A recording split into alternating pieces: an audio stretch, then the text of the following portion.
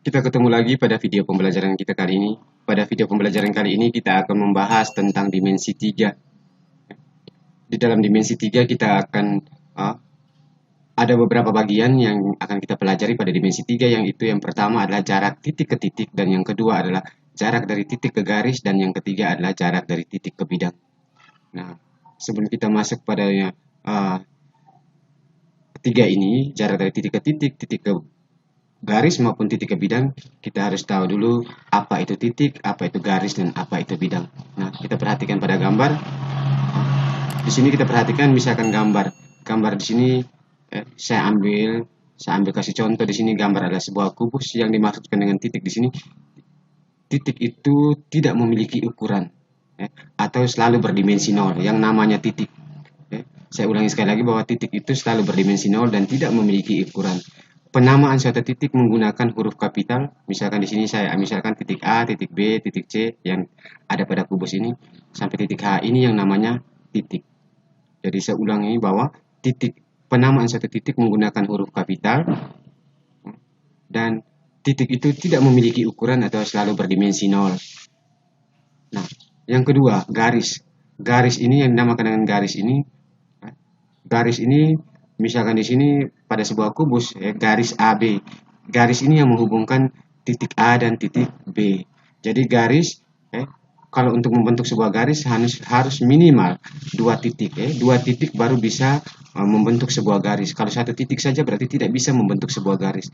Ya, misalkan di sini garis dari titik A ke B ini perwakilan atau ruas garis AB. B ke C ini adalah ruas garis BC. Jadi sebenarnya garis itu bisa diperpanjang ke kiri maupun bisa juga berpanjang ke kanan ke atas. Misalkan C ke atas bisa juga B ke kanan, dan A juga bisa diperpanjang ke kiri. Tapi kita perhatikan baik-baik, garis ini merupakan kalau pada kubus berarti ini merupakan ruas garis. Kalau misalkan kubus ini yang ada dalam kubus misalkan A ke B, B ke C, C ke, itu biasanya disebut sebagai panjang rusuk. Tapi kalau kita mau lihat berarti garis dari A ke B ini merupakan ruas garis A ke B, B ke C, C ke G. Sehingga itu yang namanya garis. Nah, yang disebut dengan bidang. Bidang ini misalkan kita perhatikan pada kubus berarti di sini terdapat ada 6 bidang. Misalkan sini kita perhatikan pada kubus yang namanya bidang itu adalah yang dibatasi oleh titik A, B, C, dan D. Itu yang bidang alas ini. Ini persegi ini.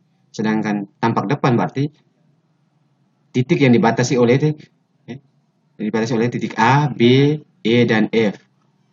A, B, E, dan F. Begitu pula di tampak sebelah kanan sini, ini bidang dibatasi oleh titik B, C, F, dan G. Begitu pula yang di bagian belakang C, D, G, dan H. Ini yang namanya bidang. Kalau dalam sebuah kubus ini kita perhatikan terdapat ada 6 bidang. Bidang alas, bidang atasnya, tampak depan yang bagian depan ini, tampak dan bagian belakang yaitu dari C, D, G, H, dan tampak samping kanan adalah B, C, F, G, dan tampak samping A, D, E, dan H. Nah, itu yang namanya bidang.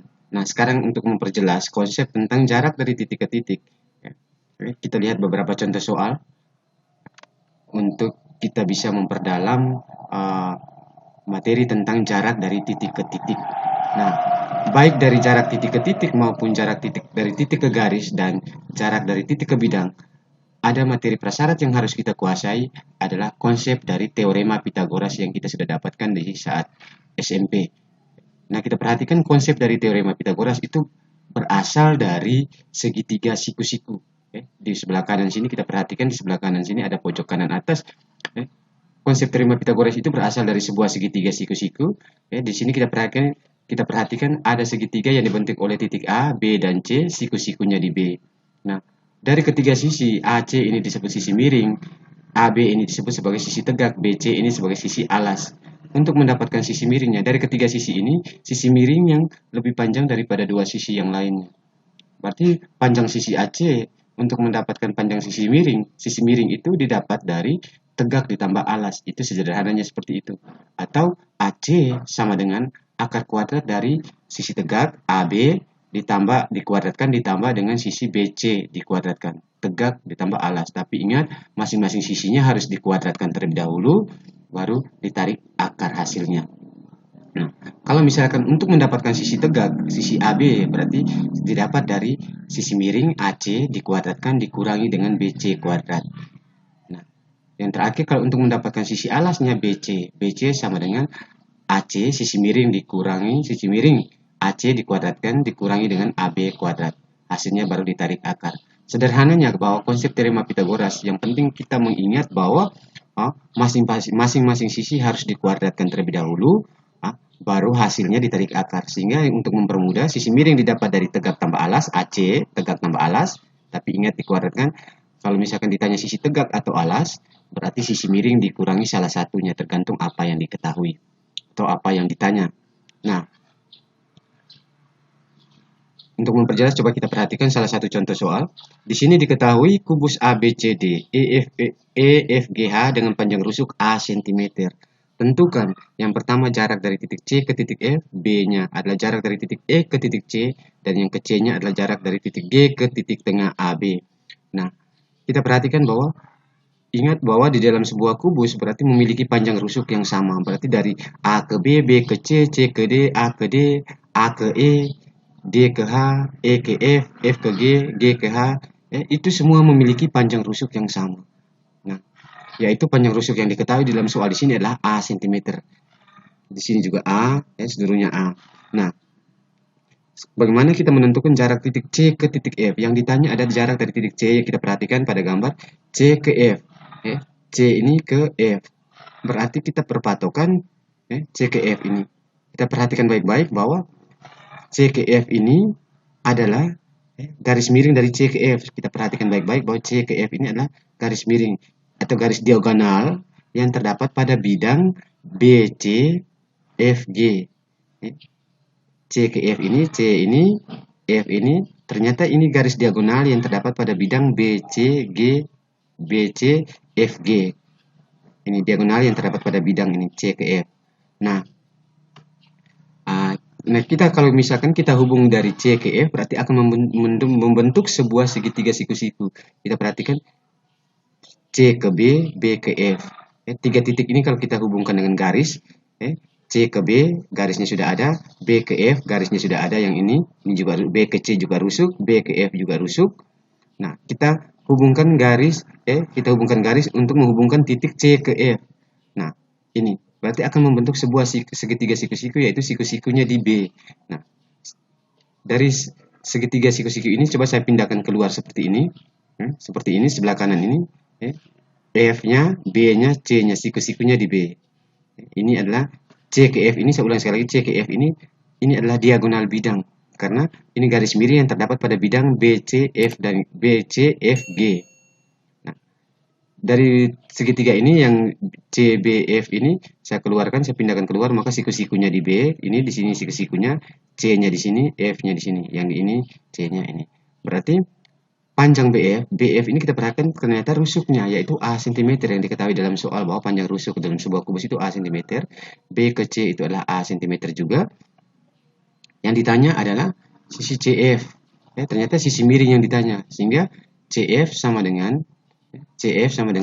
akar kuadrat dari A kuadrat. Akar kuadrat dari A kuadrat tambah A kuadrat. Kenapa A kuadrat? A kuadrat karena didapat dari sisi miring kan didapat dari sisi tegak ditambah sisi alas. BF yaitu A-nya, maka A dikuadratkan. B ke C A-nya juga, maka ditambah dengan A kuadrat. Maka CF sama dengan A kuadrat tambah A kuadrat sama dengan akar dari 2A kuadrat. 2A kuadrat ini dapat dari A kuadrat tambah A kuadrat. Sehingga sama dengan bisa juga saya pisahkan seperti ini. Akar dari 2A kuadrat itu kan bisa saja kita tulis akar 2 dikalikan dengan akar A kuadrat. Kita pisahkan masing-masing sehingga kita cari akarnya mudah. Akar dari A kuadrat sama dengan A yang tertinggal dalam akar karena akar 2 ini tidak bisa disederhanakan. Sehingga hasilnya C ke F yang ini adalah A akar 2 cm. Nah, kita perhatikan baik-baik bahwa A akar 2 cm. Kita perhatikan bahwa kalau misalkan nanti ada soal, sehingga ini yang diagonal bidang. Jadi diagonal bidang bukan cuma satu, diagonal bidang bisa dari C ke F, B ke G, A ke C, B ke D, A ke H, D ke E, D ke G, C ke H. Kita perhatikan baik-baik. Nah, di sini berarti kalau misalkan nanti ada soal yang ditanya, kalau misalkan kalian perhatikan baik-baik bahwa yang ditanya adalah diagonal bidang, maka menggunakan konsep ini yaitu A akar 2. Misalkan soalnya 9, misalkan diketahui panjang rusuknya 9 cm, berarti untuk mendapatkan misalkan yang ditanya adalah F ke H, berarti adalah 9 akar 2. Nah, kita masuk yang kedua, jarak titik E ke titik C. Jarak dari titik E ke titik C. Jarak dari titik E ke titik C. Kita perhatikan jarak dari titik E ke C. Ini kita perhatikan C di sini, E di atas. Terus kita perhatikan C ke E ini merupakan diagonal ruang karena dia melewati ruang, garis miring yang melewati dalam ruang. Dalam bangun ini, makanya E ke C kita hubungkan. Berarti kita hubungkan dengan titik A, makanya A ke C. A ke C ini kita perhatikan ini adalah diagonal bidang. A ke C. A ke C ini adalah diagonal bidang. A ke E adalah rusuknya. Kita hubungkan tiga titik ini, A, C, E. Kalau kita hubungkan dengan garis, A ke C kita hubungkan dengan garis, C ke E juga kita hubungkan garis. Makanya kalau kita pindahkan keluar maka akan membentuk seperti ini. Seperti tampak pada poin yang kedua di sini, poin B. E ke C ini merupakan diagonal ruang. A ke C ini bukan rusuk. A ke C ini adalah diagonal bidang karena dia melewati bidang. Diagonal bidang kita sudah cari tahu tadi bahwa diagonal bidang itu adalah A akar 2. Nah, kita pindahkan segitiga ACE ini keluar. ACE, A ke E adalah A karena A ke E sama dengan A cm karena panjang rusuknya. A ke C itu adalah A akar 2. Kenapa AC itu akar 2? Karena ini adalah diagonal bidang. Sedangkan yang ditanya adalah E ke C. Berarti untuk mendapatkan EC ternyata di sini kita perhatikan segitiga yang kita keluarkan dari kubus ini adalah segitiga siku-siku dengan siku-sikunya di titik A. Maka akan mendapatkan EC kuadrat sama dengan sisi miring dikurangi sisi miring EC sama dengan sisi miring didapat dari A. AE dikuadratkan tambah dengan AC kuadrat. AE tegak, AC-nya adalah alasnya. Sehingga sisi miring didapat dari tegak tambah alas. AE kuadrat tambah AC kuadrat. EC sama dengan akar dari AE adalah A kuadrat tambah dengan A ke C, A akar 2, maka A kuadrat tambah A akar 2 dikuadratkan, EC sama dengan akar kuadrat dari A kuadrat kita turunkan, A akar 2 dikuadratkan, berarti A kuadrat artinya A kali A, berarti A kali A sama dengan A kuadrat, akar 2 dikuadratkan, akar 2 kali akar 2 sama dengan 2. Kenapa? Karena akar 2 kali akar 2 sama dengan akar 4, akar dari 4 sama dengan 2, makanya 2A kuadrat.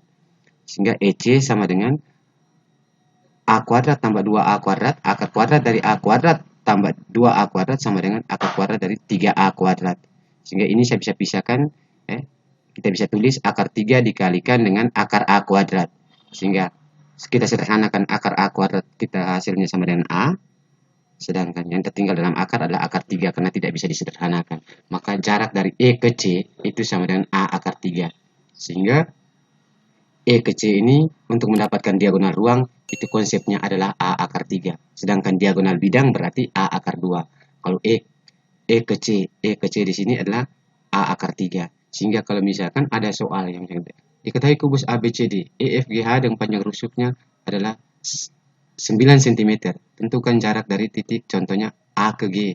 Ternyata kita perhatikan A ke G ini adalah diagonal ruang, maka kita tidak perlu mengerjakannya lagi, tapi kita menggunakan konsep yang sederhana, kita ganti A-nya dengan 9, maka A ke G sama dengan 9 akar 3. Itu adalah bagaimana kita menentukan jarak dari diagonal bidang dan diagonal ruang. Nah, kita perhatikan yang ketiga adalah jarak titik G ke titik tengah AB. Kita perhatikan diketahui kubus ABCD, EFGH dengan panjang rusuk A cm, tentukan jarak titik G ke titik tengah AB. Jarak titik G kita perhatikan jarak titik G di sini. Titik G-nya ada di sebelah sini. Ke titik tengah AB. AB-nya ada di sini. Kita perhatikan pada gambar AB-nya. Misalkan di tengah-tengah AB kita simpan titik P. Di tengah-tengah AB kita simpan titik P. Maka yang ditanya adalah G ke P. G ke P. Maka kita hubungkan G ke B. Kita hubungkan garis dari menghubungkan titik G ke B. Dan juga B ke P di tengah-tengah antara AB dan P ini kita hubungkan G, maka akan membentuk sebuah segitiga seperti ini. Siku-sikunya di B. Ini P ini menunjukkan titik tengah AB. Nah, kita perhatikan jarak dari G ke B di sini adalah diagonal bidang. G ke B diagonal bidang. Sedangkan A ke B itu sebenarnya rusuknya yaitu A. Sedangkan G ke P sorry, B ke P di sini sebenarnya A per 2. A per 2. Karena setengah dari A sebenarnya, jarak dari A ke B kan A. Maka untuk sampai di tengah sini P berarti A per 2. Sehingga ini saya pisahkan, saya ambil segitiganya, keluarkan G ke B. G ke B ini kita perhatikan baik-baik bahwa ini adalah A akar 2 karena diagonal bidang. Sedangkan B ke P di sini adalah setengah dari A. Karena jarak dari A ke B sama dengan A, maka untuk sampai di tengah saja A per 2. Yang ditanya adalah G ke P. Kita pindahkan, kita keluarkan segitiga itu keluar sini, maka akan bentuk seperti ini. Ini adalah segitiga siku-siku. B ke P A per 2, B ke G A akar 2. Yang ditanya adalah sisi miringnya di sini adalah G ke P. G ke P ini artinya bahwa G ke tengah-tengah AB. Maka ini. Untuk mendapatkan sisi miring berarti GP sama dengan akar kuadrat dari BP kuadrat ditambah dengan BG kuadrat. Karena sisi miring maka tegak ditambah alas. GP sama dengan akar kuadrat dari A per 2 dikuadratkan tambah dengan BG. BG-nya di sini adalah A akar 2. A akar 2 dikuadratkan. GP sama dengan A per 2 dikuadratkan berarti A kuadrat per 2 kuadrat sama dengan 4. Tambah dengan A akar 2 dikuadratkan, maka A kuadrat akar 2 dikuadratkan 2 per 1. A kuadrat per 4 ditambah dengan 2A kuadrat per 1. Di sini penyebutnya tidak sama, kita harus samakan penyebutnya antara 4 dan 1. Maka kita kali silang. Akar kuadrat dari A kuadrat per 4 tambah dengan 4 kali 2. 4 kali 2. Berarti 2A kuadrat dikali 4 per 1 juga dikalikan 4. Ini kita samakan penyebutnya untuk sebelah kanan sini, sehingga GP sama dengan akar kuadrat dari A kuadrat per 4 tambah dengan 2A kuadrat dikalikan 4 sama dengan 8A kuadrat per 4. Ternyata penyebutnya sudah sama, kita jumlahkan pembilangnya saja. GP sama dengan akar kuadrat dari A kuadrat tambah 8A kuadrat sama dengan 9A kuadrat per 4. Maka kita bisa pisahkan dalam akar seperti ini, akar dari 9A kuadrat per akar 4. Akar dari 9 sama dengan 3, akar dari 4 sama dengan 2, 3 per 2, akar dari A kuadrat sama dengan A. Itu untuk mendapatkan jarak dari titik G ke titik tengah AB, itu hasilnya G ke P ini adalah 3 per 2 A cm. Nah, baik. Kita perhatikan contoh soal yang berikut, bahwa di sini, perhatikan gambar di sini ditanya bahwa tinggi limas T ABCD pada gambar tersebut adalah titik-titik. Nah, kita perhatikan tinggi limas T ABCD. Kita perhatikan limasnya sini, alasnya berbentuk persegi. Ingat, persegi itu panjang sisinya selalu sama. A ke B, B ke C, C ke D, A ke D itu selalu sama. Tinggi limas T ABCD pada gambar tersebut adalah titik-titik. Di sini bahwa jarak dari A ke B, B ke C itu adalah 6 cm. Sedangkan untuk C ke T itu 5 cm. Nah, kita perhatikan. Di sini A ke B, B ke C, tinggi limas T ABC, tinggi limas yang ditanya ada tinggi limas, misalkan di sini, misalkan di sini yang kita perhatikan, yang ditanya adalah T ke P, misalkan titik potong antara titik tengah bagian sini, titik potong antara B ke D dan A ke C di tengah-tengah sini, tinggi limas kan di tengah-tengah sini, kita perhatikan, sehingga kita perhatikan baik-baik bahwa B ke D, bahkan kita ambil salah satu siku yaitu T P B, T P yang bagian tengah adalah titik potong ke B. Ini kalau kita keluarkan akan muncul seperti ini. T-nya adalah bagian atasnya, P-nya bagian tengah, B yang ini. P ke B. P ke B, P ke B, karena kita lihat B ke D itu kan diagonal bidang. B ke D diagonal bidang, maka BD sama dengan 6 akar 2. Karena panjang rusuhnya 6, maka akan menjadi BD-nya 6 akar 2. B ke P kan di tengah-tengah antara BD, maka setengah dari BD, setengah dari B ke D, maka setengah dari 6 akar 2 sama dengan 3 akar 2, sehingga jarak dari B ke P, B ke tengah-tengah sini adalah 3 akar 2. Sehingga segitiga ini kita keluarkan, T, P, B kita keluarkan, yang ini sisi miring dari T ke B kan sama dengan T ke C, makanya ini sama dengan 5, sisi miringnya 5, sisi alasnya 3 akar 2, yang ditanya adalah T ke P, tinggi limas itu. Maka TP kuadrat sama dengan akar kuadrat dari BT kuadrat dikurangi dengan BP kuadrat. Sisi miring dikurangi dengan sisi alas. TP sama dengan akar kuadrat dari sisi miring itu sama dengan 5 kuadrat. Dikurangi dengan sisi alasnya 3 akar 2 dikuadratkan. maka TP sama dengan 5 kuadrat. Itu akar 5 kuadrat sama dengan 25. 3 akar 2 dikuadratkan.